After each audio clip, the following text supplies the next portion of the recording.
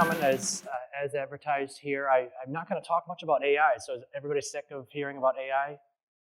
Yeah, AI rocks. So I'm going to talk about test-driven development. I'm kind of interested though because I saw in the schedule there's like 4 TDD talks here over the last couple of days. Has anybody been to any of the other ones? What, you're afraid to? Oh, you were the speaker at one of them? Uh-oh. So the joke was, don't throw eggs because eggs are too expensive. So throw tomatoes instead of eggs because eggs are too expensive right now. So to waste on throwing them at a. Well, we're not going to go there. So, all right. So we're going to talk about test-driven development here. So my name is Deandrea. I work for Red Hat. I've been in software development for about 25 or so years. I'm a Java champion.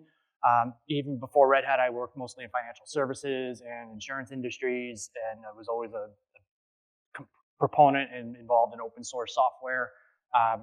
Not on any of these engineering teams, but I do contribute a lot to Quarkus, Spring, LangChain4j, the Java-based AI framework, and I promise I won't mention AI. I do help organize. I'm from the Boston area, so I do help organize my local Boston Java users group. If you're not involved in your local community, I would highly recommend getting involved in your local community. You get lots of great speakers. You get to talk, in person with a lot of great minds, and more importantly, meet and make connections within your local communities. My picture up there. Everybody has a happy place. Everybody should have a happy place that you like to go when you're not working. So I live up in the Lakes region in New Hampshire, so the lakes are my happy place. I've also written a book about Quarkus and Spring. Shameless self-advertisement. I don't make any money off of it. It's completely free. So if who's familiar with Spring? I see a lot of hands. Yeah. So if you're interested at all, and I'm going to use Quarkus in all the demos that I do. But if you're familiar with it, you can download the book and read the book. Lots of good examples there. So why are we all here? And I promise I'm not going to bore you with slides for that long. I've got about 5 minutes, and then the rest of this talk is going to be live coding. So everybody wants to put code to production, right? That's the end goal. You want to be like, yeah, my pull request got merged. I was actually talking to somebody outside in the booth yesterday who came to me like, I've had this pull request out there for 1.5 years. Can you put me in touch with somebody who can actually help me out? Like, I've been on the mailing list. You want to be able to get your stuff merged, get your stuff into production, but you got to be confident that you put stuff in production. Who likes writing tests? Who writes tests because they have to? Everybody, right? Who generates their tests? A little bit? All right, we'll ridicule you guys later. But is this really what we can do? Right? This is what we all wish we could do, but you really can't put code into production unless you know what it does, because you just don't know what's going to happen. I know a lot of people or a lot of organizations like, oh, we'll just call it a beta, and we'll get feedback from our users, and they'll be our beta testers, right? That's a perfectly valid strategy, but we can't really, in reality, we can't really do that. So, because if you do, you might end up with something like this, and I don't know if you can read it in the back, but this was actually a screenshot. I took a picture from Devnexus UK last year. Someone was talking about it. It says 99 little bugs in the code, 99 little bugs, track one down, patch it around, there's 113 little bugs in your code. Does that sound familiar?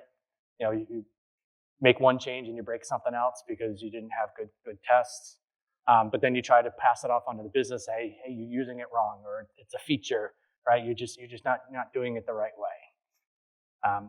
But kind of in all seriousness, you've got to write tests. Who writes tests but never executes them in a pipeline? Anybody? I've seen that. I've gone into one organization, they've got like this beautiful test suite, and I'm like, well, when does it get executed? Oh, once a quarter, before we like align the stars on the 6th Tuesday of the month when there's a high tide and all the data is in the right environment, and then we run our test suite. So, we all know from the days of shift left and whatnot, it's always easier and cheaper and faster to fix bugs before the further you get to the left. So if you can find them and fix them before you even check it into source control, the better.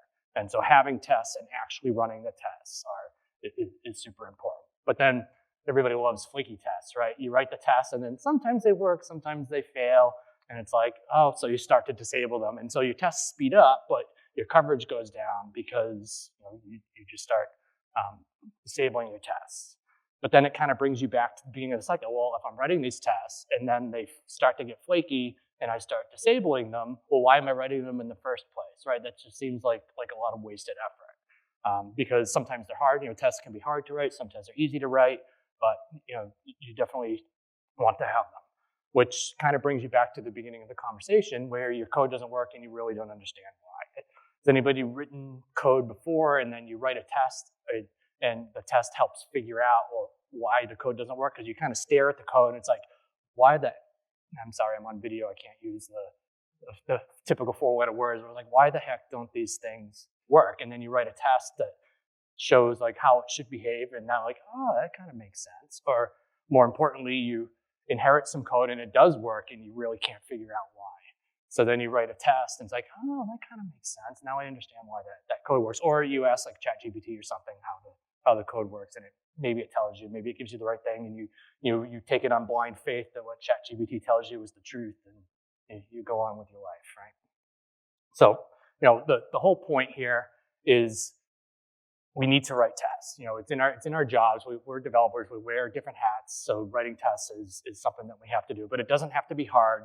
There's lots of tools out there that can help and dare I say make it fun. And I was at Devnexus UK last year and somebody was talking about test-driven development and actually quoted that TDD is fun. It's like navigating a maze of technical decisions that lead to highly robust software while avoiding the quagmire of long debug sessions. With each test, there's a renewed sense of accomplishment towards the goal. Does anybody feel that? You write a test and it passes, you're like, yeah, I'm almost done. Yeah? All right, so now you kind of think, oh, testing isn't fun, so let's prove it. But to kind of start at some basics, we're going to just talk about a couple different kinds of tests. So if anybody isn't aware, this is a triangle. Yeah, nice, a good triangle. Anybody heard of the test pyramid? Test pyramid? Yep, so the test pyramid, it kind of visualizes the different kinds of tests and the value that they provide. So at the top of the pyramid are your end-to-end tests. You probably don't have a lot of them because they're super expensive to run, and I kind of already alluded to, you need like all the stars to align on the 5th Tuesday of the month with the, all the teams in the right thing with all the data before you can run them. But when you actually can run them, they give you pretty high value and high realism that the system as a whole is going to work. And then at the bottom, you've got your unit tests, which are pretty cheap to write, pretty cheap to run. So you have lots of them, but do they give you a lot of confidence that the system as a whole actually works?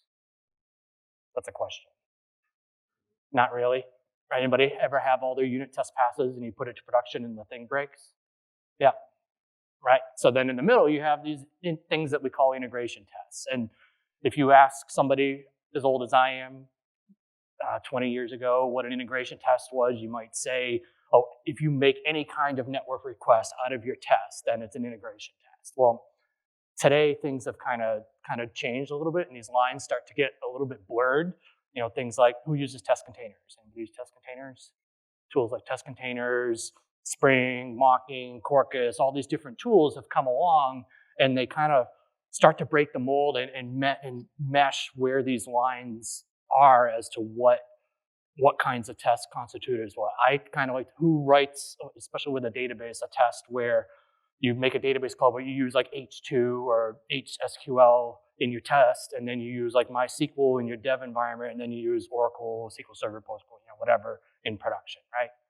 Anybody ever been bit by, I write a query, it passes my unit test, but when I deploy it into a real environment, it breaks because I used something non-standard, right? So one of my kind of paradigms is try to get your local environment as close to parity as you can from what you're actually going to do. Now, in some cases that's impossible. You can't get exactly, but the closer you can get at your development time, the better you're going to be. And so I actually have a whole talk about that. So if you're interested in that, I actually just did it for VJug, the virtual jug, a week or two ago. So the recording's up online. So today, I promised not much slides, a lot of live coding. So we're going to build this pet adoption application. Actually, I was in the Spring AI talk a little while ago, and I saw Josh building a pet adoption application. I was like, oh, he stole my idea, the bastard. Sorry. Nah, we're all friends here, right? We're all friends. So we're going to build this pet adoption application. Those are actually really my pets, and no, they're not up for adoption. So we've got an application that we're gonna build. It has some HTTP REST endpoints. It talks to Hibernate using a Postgres database in the back end, and then we have adoption. We have some Apache Kafka that's gonna come in there. We get adoption requests over Kafka. We handle the adoptions, and then we post the results of adoption requests on our Kafka topic. So who thinks we can build this entire application with a full test suite in, how much time do we have here? About 40 minutes, 45 minutes. Yeah? Yeah. Who does TDD today? A couple people. Who is a TDD purist, meaning you cannot write a single line of code until you write a test? Anybody in that camp? You can lead now, sir. Yeah. But I mean, the purists will say that you shouldn't write a line of code, but in reality, you go in, especially if you're inheriting an existing system, you have an idea about how certain things are gonna work, right? You've kind of got a mental model in your head as how you wanna do things. So is it wrong to write some code before you write the test? I say no. So you're gonna kind of see, I'm gonna go back and forth between code. So this is kind of more intended to be like a realist's approach to TDD. I'm definitely not a purist, but I do see the value in TDD because it really helps you think about what it is you're gonna build and how you wanna build it, and it helps shake out the design. Because if you write the task and then you go to implement the thing and you're like, oh, how the hell am I gonna implement that thing? Well, then you kind of need to take a step back and think about your design a little bit, because your design should be composable, single responsibility, and I feel that writing your tests do that. Do I also think that, like, when I talk about unit tests, traditional unit tests, people say, oh, you've got a class, you should write a test for that class and test all the methods in that. No, I don't think that. I'm kind of more a realist as well. I kind of think the word unit is generic enough where people can decide what a unit actually is. Maybe it's a single class, maybe it's a collection of classes, maybe it's some if you're doing like domain-driven design, maybe it's some domain within your application, but it's kind of up to you to decide what a unit is. But given that unit, you should be able to isolate that unit so that you can control and make the outputs and inputs completely deterministic, even in the AI era. I think I still believe that you still need to be deterministic, and you need to have confidence in your system from a deterministic case. So I have a whole nother talk that talks about testing non-deterministic things, so we're not really gonna get into that today. So let's get our hands dirty. So if you're interested and I don't get to finish, the QR code and the link down the bottom is the finished version of what we're gonna build here. And unfortunately, I'm getting old, so I'm gonna have to put on my old man glasses, which means once I put them on, I can't really see you anymore. So I'm gonna be doing a lot of this. So feel free to ask questions, stop me as I go. Has anybody used Quarkus in production? A couple of people. Everybody else has never seen it? Yes, that means you should raise your hands because, yeah, okay. All right, so you're gonna get to see some Quarkus. I'm not gonna talk a whole lot about it, but I'm just gonna kind of use it in the background. And so I'm gonna start from a complete clean slate. I'm an IntelliJ fan, so I'm gonna use IntelliJ. I'm just using all the built-in stuff, no special things here. And I'm gonna start building an application. I'm gonna build a REST application. I need Hibernate ORM with Panache. I'll talk about what Panache is in a little bit. So I've got Hibernate in here. I need my Postgres driver. It's JDBC Postgres. I always like Open API, right? We want to throw some Open API in there. We need some health checks. We always should have health checks in there. And then I'm going to, maybe we'll build some container images. So I'm going to use Jib to build some container images. Looks good. I'm not going to do Kafka yet because we're gonna kind of start from the ground up and we're going to add stuff in as we go. So I'm going to create that. Is that big enough in the back for everybody to see?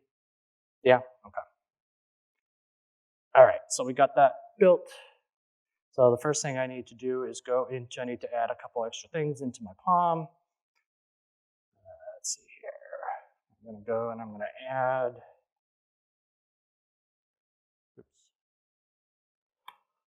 add, some OpenTelemetry dependencies, and then I'm going to add a couple of extra test dependencies. Yep, so anybody not familiar with the CertJ?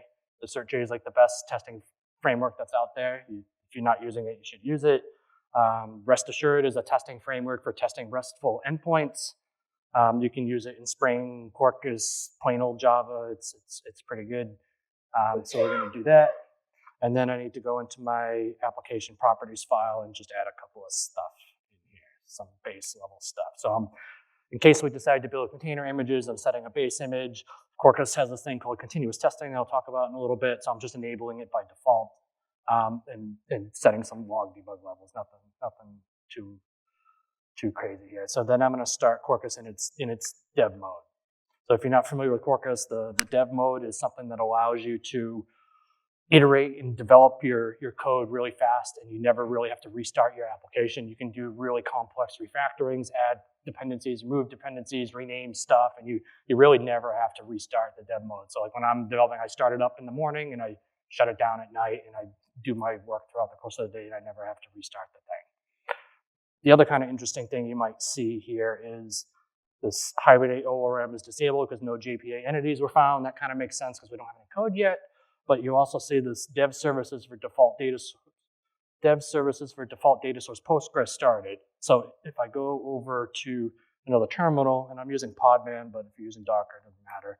And you do a Podman PS, you see there's actually looks like I got a stale PG vector container here, but I've got a Postgres container that's running because I have a Postgres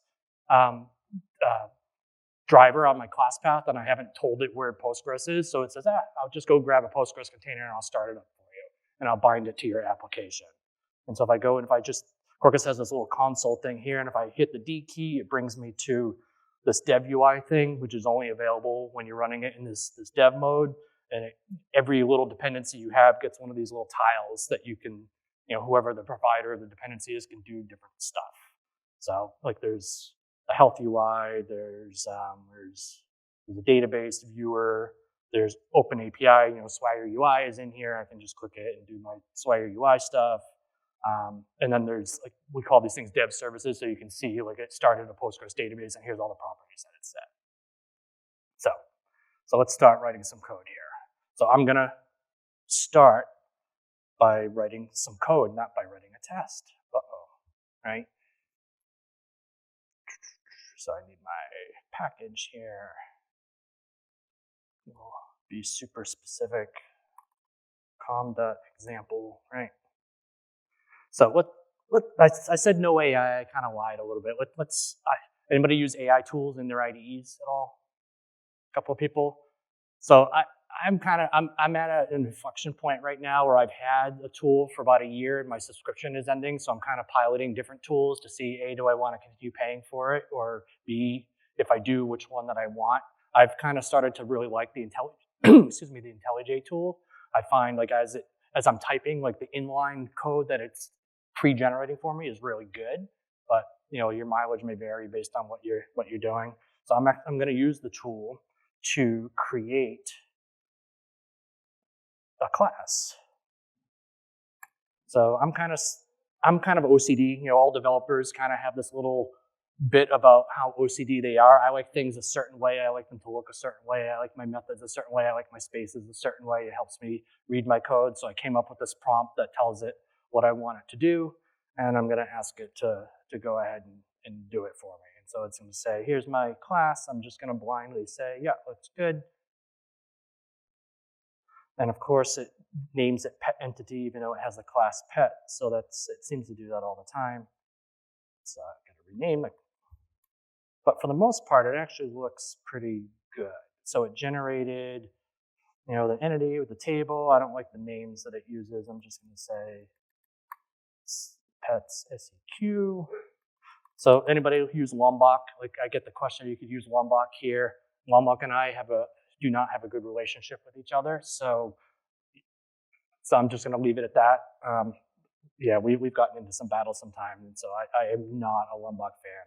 So I've got some constructors, some getters, some setters, a toString. Great, we've got our pet object, right? So let's add some data to our application. So I'm going to go here. I'm going to create an import.sql, and I'm going to insert some data. Again, they should never let developers name stuff. I'm not good at naming stuff. I've got Fluffy the cat and Cutie Pie the monkey. My daughter came up with these names. I asked her for some cute pet names, and that's what she came up with. All right, so now we got that. Let's create some tests. So if you recall, in our console here, we got this thing that says no tests found. Well, that kind of makes sense because we haven't written any tests, right? So let's go ahead and we'll create our test package.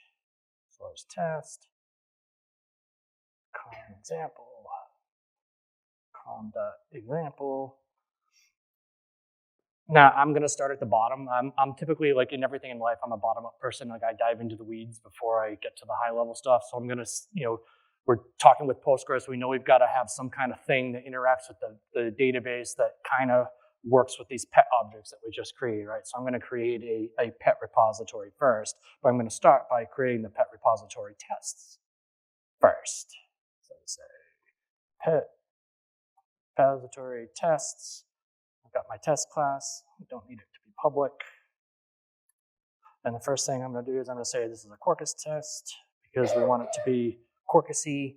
And then I'm going to add, so I have this, so I'm going to actually work with the actual, we saw that Dev Services started a Postgres database for me. So now I have, when I run my test suite, I got a second instance of a Postgres database that starts, so it keeps the data that my tests are using separate from the tests that are running with my application. So if I want to write tests, I can actually interact with my database as I'm writing these tests. So I don't have to do mocking. I don't have to do in-memory. I can just write tests that talk to my database, but that means my database might get dirty, right? If I have a test that insert data, then it probably will, you don't have a clean slate for your next test. So I'm just going to throw this test transaction annotation at the top of the class. So that means every test runs in an isolated transaction. So it'll get rolled back at the end of every test, right?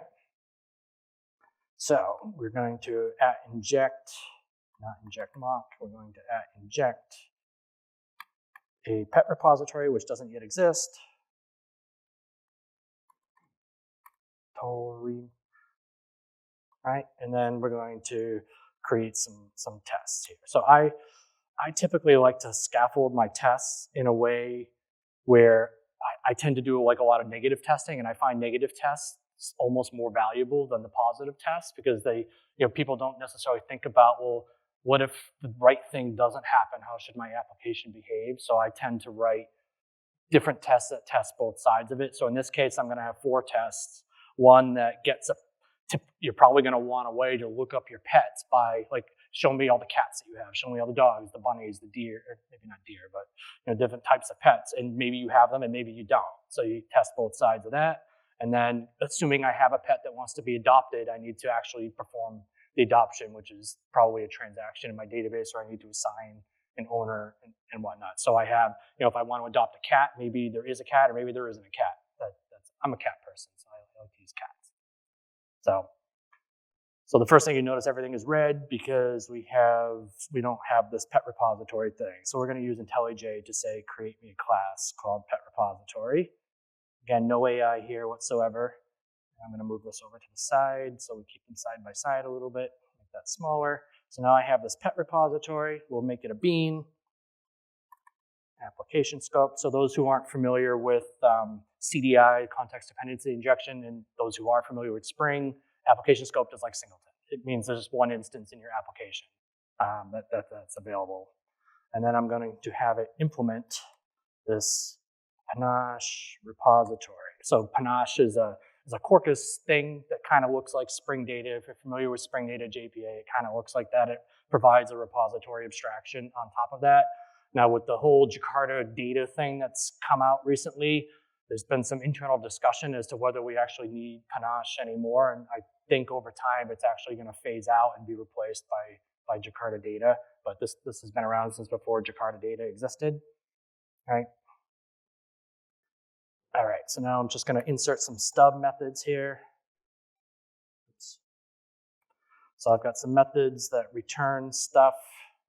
I've got to find pets by kind and adopt if found. So now I'm going to leave that there, right? So now in true TDD fashion, you implement your tests until your tests are what? Green, right?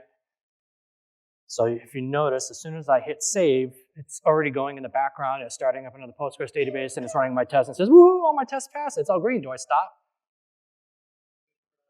Push to production. That's right. That's right. Stop. Wait, the tests are green. Stop. But no, I haven't implemented any tests yet. All right.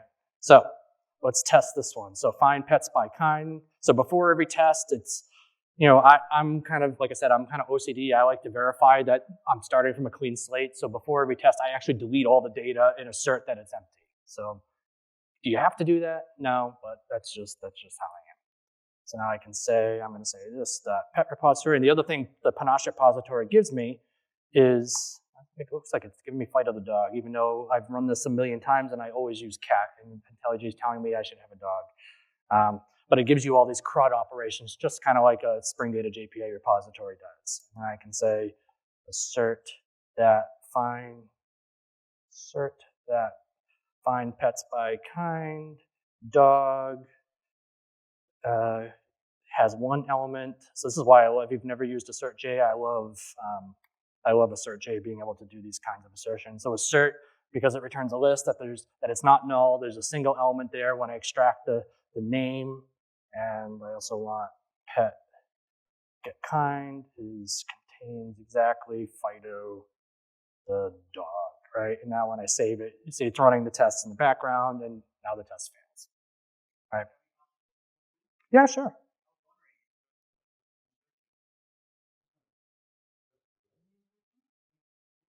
Where, up here? Yeah, it's because it's being called from the test, say. It's being called, the method's being called from the test. I could put it in a before each and it would accomplish the same thing. I added this in this morning, so I was like half asleep. So yeah, so it's getting called. And you kind of see where I'm going here. So now I can say assert. So now if I have no pets, I can say, assert that find pets by cat is empty. So it's not null. I hate null, right? I really hate null. So I'm kind of a Kotlin fan when it comes to nullability. I like how Kotlin handles null. So that it's not null and it's empty. As soon as I save it, it reruns my test. Now I've got 2 that fail. So now when I persist some pets here, I can say this, the repository, I want to persist Fido the dog and also Fluffy the cat, not Rex the dog. I don't know, I've never used Rex before. I don't know where it's getting that from. Fluffy the cat. And so now if I say assert that, so if I find, not Bob, I've never used Bob before, I want to adopt a, and so then Fido the dog is adopted by me, right? Now I've got 3 failing tests. And now I want to also assert that if I have cats in my database, but if they're all adopted and I try to adopt a cat, what happens? Right, so I have that assertion as well. So I can say persist new pet, no Fluffy cat. Cat has already has an owner and has been adopted by me. And then I have a new pet, let's say Fido the dog. Right, semicolon. And then I can say assert that, not, I want a cat, not a dog, is empty because it returns optional, right? Right, so now that my test should be good. Now I've got 4 failures, right? Ooh, it worked the way I wanted it to. So now we can come over to our implementation. We can implement our class here. So, oops. So like I said, this Panache repository thing, if we take a look at what it has under the covers, and I just like look at all the methods here, there's a ton of stuff that's already here. And if we start to look at what's here, it actually has these find and these list methods, like list all, list. And one kind of cool thing that Panache does is I can say, I don't have to give it the whole query. Like if you're familiar with Spring Data JPA, it's kind of like this black voodoo magic that it generates the queries based on how you name your methods. So if you did like find pet by name, order by blah, blah, blah, blah, blah, it'll generate the implementation of that at runtime. Quarkus, it doesn't really matter what you call the method. The implementations are generated at build time, and it provides you these methods. So I can say return list kind by kind. I can just say what parameter I want in the where clause and what its value is. And you notice now I only have 2 test failures. So that already satisfied 2 of my tests. And the two tests that are failing are the adoption ones, which kind of makes sense because I haven't implemented it yet, right? Makes sense? The other thing, so now if we go on to here, so I can say var pet equals find, oops, I forgot the equal sign, find. So how would you find a pet that's available for adoption, given my schema here? You have a field by kind, so you want to find anyone that isn't adopted, where the adopted by is null, but I only want one, and I don't really care which order it comes in, right? So I can say find where the kind equals my first parameter, and not EMD, and adopted by is null, and I don't want all of that. But then I can say order, if I could type right, order by random. So random is a Postgres-specific function. So if I were using H2, this would not work. If I was using MySQL, this would not work. This is a Postgres-specific function. So now if I get this pet, and I do find one, I probably need to update it, right? Once I have the reference to it, I need to update it and then save it back. So I want to lock the record while I'm doing this so that nobody else can find that pet until I'm done with my transaction. Because you notice I've got the transactional annotation on here. So this is all happening within a transaction. So I can say, okay, give me the first page of size 1. So that's going to reduce my result set to one particular record. I can say with lock, and we could have a whole conversation over a beer or two about pessimistic versus optimistic locking and whatnot. We're not going to go there. I'm just going to brute force my way through this, and then give me the first result. And then I can say pet, what? Yeah, so I could say pet if present, adopted by, I need a little lambda here, adopted by, and then I can say persist p, right? So now that, and then I can just return the pet, right? Right, and as soon as I save it, it now runs, and it only ran those 2 tests, and all my tests pass. And I haven't had to do anything. Pretty cool? Yeah? All right, let's go on to our REST layer. So the REST layer is kind of cool because even like with Spring MVC, when you start talking about controller classes or JAX-RS resources, when you test them, the test really isn't instantiate the class and call the methods on it. It's issue some HTTP requests, and hopefully it maps to the right methods and you get the right results, but you're typically asserting like JSON or something like that. So I think they fit very well into the TDD mold because you don't have like a class that doesn't exist yet. You can actually write your full tests that make the HTTP request, and you'll get what 404s every time until you start implementing them. So I really like being able to do these this way. So if I come in here and I say new pet resource tests, right? And it's an at Corpus test again, right? So now that I have a resource layer, I'm probably going to use my repository layer. Or in real life, you probably have a service abstraction that then talk about. We're doing demos here, so we don't really care about 3-tier architecture or anything like that.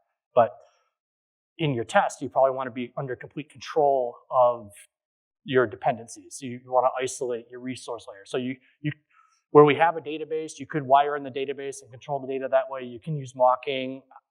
It's kind of like a crapshoot. I'm going to use mocking just to kind of show how the mocking works. So I'm going to mock my database. So in here I have an inject mock of my pet repository, right? And then I'm going to throw in some method scaffolds here, right? So I have a test of the different endpoints that I want to have, where I have a get all operation. So if I do a get to /pets, it gives me all the pets. I want to be able to filter on that. So maybe a query parameter, or I get of /pets, query parameter kind equals cat, dog, monkey, horse, whatever. And it'll only give me those cats. And then by particular IDs, if I have a pet ID, I want to be able to get a single pet and using path parameters to do that. So we're going to use, has anybody used Rest Assured before? Couple hands. So Rest Assured is a testing framework for testing REST endpoints. So I'm also going to use, anybody use Mockito before? Yeah, lots of hands, Mockito. So I'm going to use Mockito to set up my mocks here. So I'm going to say when my pet repository my list all method gives me all things, and I can say then return, if I import that, return the list of new pet Fido the dog, right? And then I can do a get, I can say get to /pets, not pet d, /pets. Then my status code should be 200, and my content type should be content type.json, right? And that my body, I should have one thing in the body, so $.size is 1. Oops. This comes from the Hamcrest matchers package. And then my body, the name is Fido. Body, the kind is dog, and the adopted by is null, or isn't set.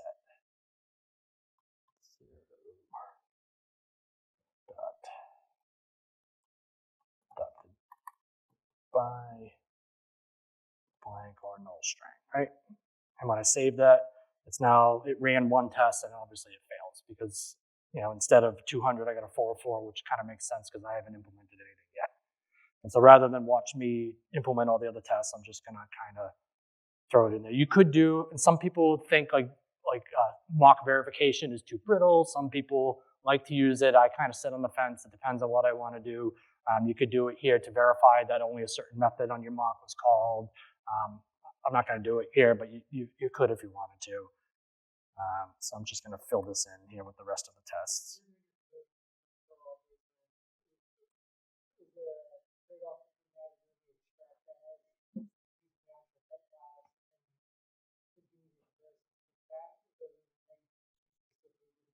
Yeah, so the question was, for those who didn't hear it, I'm doing my comparisons using raw JSON here, and could you just extract it and go through the marshalling layer? I don't know. I go back and forth. Sometimes you see me do it this way. Sometimes you see me do it that way. It would be super easy if instead of this, I could just say extract as pet.class, and it would give me the pet object, and then I could use assert J to do my assertions, and now I'm testing my marshalling. The problem I have with that is if I use like IntelliJ to refactor an attribute name and rename it, it's going to rename it here as well, versus where if I just have it as the JSON, it's not going to get renamed, and the test will actually fail. Instead of having IntelliJ, like everything that's like one of the examples I use in my, like all my unit tests pass, but then things break in production because I renamed something and it affected a contract that now all my unit tests pass, but they shouldn't have, right? Because this is, the text is actually my contract. Like this is how I want it. So is it wrong to do it one way or another? Not necessarily, but I've been bitten by that a number of times, so I don't do that as much anymore. So, and then here's the rest of the tests that are here, and I just figure I do this so many times, it doesn't remember my imports here. Go through, yep, so here's where I'm doing verification. And then I gotta import this. It's not wanting to fix this, not found, here we go. All right, and so now once I save it, get to the bottom here of my console. Yep, so now I've got 4 tests running. But what's interesting with this Quarkus continuous testing, it understands the relationships between my code and my tests. So it's only running the tests in this class because I didn't touch any of the code that would have affected the tests in the repository. So if I went to like my repository and I did something over here and I saved that, you see it only ran, it reran these tests as well. So, oops. Yeah, it doesn't match context. So the other kind of cool thing that Quarkus does in dev mode, like if I go to an endpoint here, like localhost 8080, and I go to like pets because it doesn't exist, rather than just 404, it gives me this really nice page that says, hey, did you really mean one of these endpoints? And that only happens in development mode as well. So if I were running in test or in production, you'd get the typical 404, but it tries to be smart about, hey, here's all the endpoints you actually do have. Did you mistype something? All right, so now let's go implement this. So I'm going to try to use a little bit more AI. So I asked the question at the beginning, who uses AI to generate their tests? I think that's a really bad idea. If you think about your tests are your validity that what your application should do, it actually does. So I have no problems whatsoever generating my code as long as I'm under control of my tests. So I will never have a code assistant generate my tests for me. But if it can save me writing a whole class of implementation code, as long as it looks okay and it adheres to my OCD-ness, I'm fine with it. So let's go ahead and have our thing write some tests. So I'm going to come back to my assistant here, make this a little smaller, make this a little bigger. And I'm going to start a new chat because I want brand new context. So I'm going to go in here and I've kind of already, so you can kind of see here, I've got a pretty long prompt. You can probably see I spent probably an hour going back and forth with the damn thing to get it to do it exactly the way I wanted to. So could I have actually written the class faster? Probably, but I'm also someone who's pretty experienced with JAX-RS, and I could probably do it in my sleep. If you're not as familiar with JAX-RS or you're a junior developer just out of college, this might actually be something that's worthwhile for you. So I only want it to create, so like with Spring MVC and JAX-RS, there's lots of different ways that you can design your thing. I like, if you ask for something that doesn't exist, I'm a purist in REST that it should be a 404 rather than a 200 with an empty payload. We go out for a beer or two and talk about, and I can convince you why that's the right way versus 204, but to each their own. I only want 2 methods. I don't want it to throw exceptions. You could throw not found exception, and that would represent a 404, but I don't like throwing exceptions. Anybody have an understanding of what the JVM actually does when you create an exception class? It has to synchronize and pause all the threads in the system to compute a stack trace. So if I throw not found exception, that exception never actually gets bubbled up to the user. It gets caught somewhere else and it returns a 404 instead, but it's had to pause the whole JVM and compute a whole stack trace for that. And to me, that's just wasted effort in your CPU. So I don't like exceptions if I don't need them. So we'll go ahead and we'll run this. So I'm kind of blindly going to take it on faith that it's going to do the right thing, and we'll look at it in a second. So I'll have it create it. Yeah, go ahead.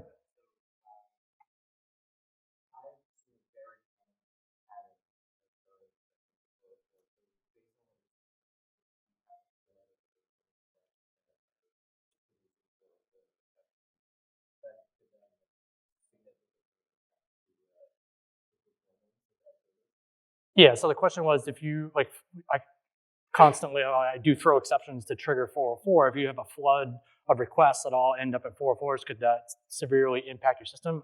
I don't know, depends on what your definition of severely is, but if you look at the actual throwable class and you look at the constructor here, where is it? There's this, I forget what the name of the method, fill in stack trace. So there's this method, and it's a native method, fill in stack trace, and you notice the keyword that's on it, it's called synchronized. So that means only one thread can create that exception class at a time, and all threads have to pause until it fills in its stack trace. There are other, if you look at the exception class or the throwable class, there are alternate constructors where it passes a Boolean flag which tells it not to compute the stack trace. And in that case, I would totally use that constructor, because when you're throwing something that is just going to get translated to a 404, you probably don't care about the stack trace, right? It's irrelevant. You're just using it as a means to trigger something else. I have a whole nother talk that I do about contingencies versus faults, like when to use checked versus runtime exceptions and how to map them and whatnot. I can talk to anybody about that after the fact, my opinion on checked versus runtime exceptions and whatnot. But I tend to not use exceptions when I don't have to because of that. So unless you're aware of that flag and are passing that flag down to tell it not to do this. Otherwise, it's just extra work that it doesn't have to do it doesn't provide any benefit. All right, so let's see what it did here. Get list pets, query param optional. Yep, that one looks good. Get path/ID. So this is the one that's broken. It doesn't, you can't return optional here, but you can return this response object. So I can say return repository find by ID optional, and I can map that to the response okay. So, or else get say response.status of not found .build. Right, and then once I save it, all my tests run and all my tests pass. Woohoo! How much time do I have? All right, not much. So I don't know that we're going to have time to do the Kafka stuff, but I can start. We're probably not going to have time to finish. So we've got all the message-driven stuff, right? So I'm going to come over here. I have the Quarkus CLI installed. I'm going to say Quarkus E extension, add messaging Kafka. It's adding the Kafka extension to my POM. And I got to add some stuff to my application properties. So I'm going to set up 2 topics in Kafka. One that's an incoming topic where my adoption requests come in, and then I have an outgoing topic that if there's an adoption to perform, I'm going to perform the adoption and put the result of the adoption on another topic so that something else downstream can listen to it. And so now I'm going to come in here and you see it's already started to fail because no adoptable pet found. Things are starting to, because I haven't fully implemented everything yet. So let's add in my adoption listener tests. Oops. Listener tests. Right, so I have my adoption listener tests here. I'm going to add my Quarkus test. Test. And then I'm going to add, oops. I'm not used to this keyboard. I use like a split keyboard at home, so I'm not used to. So I have an adoption listener. I'm going to mock my database interaction as well, and then I'm going to inject this in-memory connector thing. So what the in-memory connector is, you could use real Kafka, or you could use it'll actually swap out the Kafka channels with in-memory implementations, but still using the Kafka protocol or API so that it's not using an actual real broker under the covers. You could use a real broker. There's another thing that you could use. I just like the in-memory connector because it's small, it's fast, and I probably got to add those other dependencies to my POM, right? So I'm going to come in here. There's some Kafka test dependencies where anybody familiar with a waitility? Like a couple people familiar with, if you've ever had to test something where you have to wait for an event to happen, but you don't want to just put a thread.sleep. A waitility is really cool where you can give it conditions and timeouts and it'll kind of pause your test until something happens. In this case, I need to wait for messages to arrive on a topic. I don't want to just arbitrarily wait 10 seconds and then check. I actually want to pause at most 10 seconds. And if the thing doesn't arrive in 10 seconds, then fail the test. Otherwise, it'll just continue on once that event happens. So the waitility is a very cool testing utility if you're not familiar with it. So I've got a bunch of red stuff here because obviously it doesn't compile. So I'm going to create this adoption request, and I'm starting to go fast because I know I'm starting to run out of time. But I'm going to use IntelliJ. It's not giving me my fix with AI. What does that do? No, that's definitely not the right thing. All right, so I'm going to create a new record. New class, call it adoption request. Sometimes it works, sometimes it doesn't. I have a string adopted by string kind. All right, so there's my adoption request. And then I have this adoption listener that I need to create. So let it create the class for me. That's small, move that over here. Oops, I moved the wrong thing over there. Adoption listener over here. Again, application scoped, right? And then I have these fields that I like. So I like to use constants, for example. So fields. So that define my channel name. So I call them channels. They're pretty generic. So one thing that's kind of cool with this abstraction is whether you're doing Kafka or AMQP or RabbitMQ, you would write the code exactly the same. Your code would not change. The only thing that would change would be your configuration. You would have a different dependency, and instead of telling it to use a Kafka connector, you would use a RabbitMQ connector, an AMQP connector, or a JMS connector, but your code wouldn't change at all. It's the same abstraction on top of all the messaging providers. Just one of the main differences being like transactional. If you're doing like AMQP can do XA transactions, Kafka can't. So you just got to keep that in mind, but it doesn't really matter. So I have a test here. I'm going to set up my mock. I'm going to say when my repository, I adopt a cat. Oops, adopt pet found. This is a new cat by Eric. Then I want to return a new optional of the pet, right? And then I'm going to send the request to the channel, so I can say this dot in memory connector dot source. I can get the adoption requests, and I can send the payload, send my request to there, and then I can create a sync. I can say var sync, create a sync for the adoptions channel, and then this is like where you would wait. So would you do something like this, time unit .seconds .sleep 10 seconds and then check, or you can do something which I think is way better. I can say await, that comes from awaitility, at most 10 seconds until I can say my sync receives one message. So as soon as the sync, within a 10-second time frame, as soon as the sync receives the message, it'll proceed past. It's almost like a lock or a semaphore or something, and I can just keep going. I think I got like 2 minutes, and then these guys are going to give me the hook and throw me out of here. Right? Semicolon on 47. Oh, yeah, semicolon on 47. How'd you even see that? It was off the screen. Oh, the test is telling you that, right? And so now I can say assert that sync.received, right? Sync.received, extracting my payload, right, is whatever I want it to be here.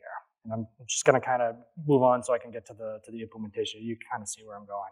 And now here I can actually implement my method. I can say public void on adoption request. And I'm going to need my private find on my pet repository, right? And then I need a way to send things to the channels. I can say private final, called an emitter of pets, pet emitter, right? And that comes from Eclipse microprofile. And then I can say create my constructor for me. And the only thing I need to do here is I have to tie this to a channel. I can say this comes from the adoption request channel. Oops, what happened there? Right, or the adoptions channel. Right, so that emitter's bound to there, and then this can be at, actually no, not at transactional. I can just say this pet repository that adopt pest found. If it's present because it returns an optional, then send, right? And then I think I'm just missing. Yeah, that should be it. But I didn't finish implementing my test, so it's. But yeah, I'm going to get the hook. So we're just about done here. But like I said, the finished version of, if you wanted to see what it's finished, would be here. It's pretty close. I mean, in 40 minutes, we got pretty close. So.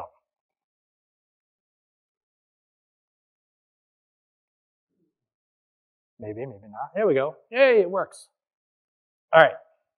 So a couple additional resources. There's lots of good resources out there for Quarkus. I like this one because I'm the primary maintainer of this. If you're not familiar with Quarkus and you want to learn more about it, Spring has the pet clinic. We have the superheroes, and like I said, I'm the primary maintainer of that. So feel free to reach out to me on social media. I'll wait for the pictures to finish getting taken.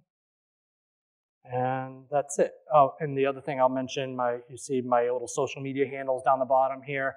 There's a big red X through the black X. I'm actively trying to get off of X. But until the rest of the world does, it's kind of like strangling a monolith. You can't really leave. So feel free to reach out to me on social media, and thanks very much.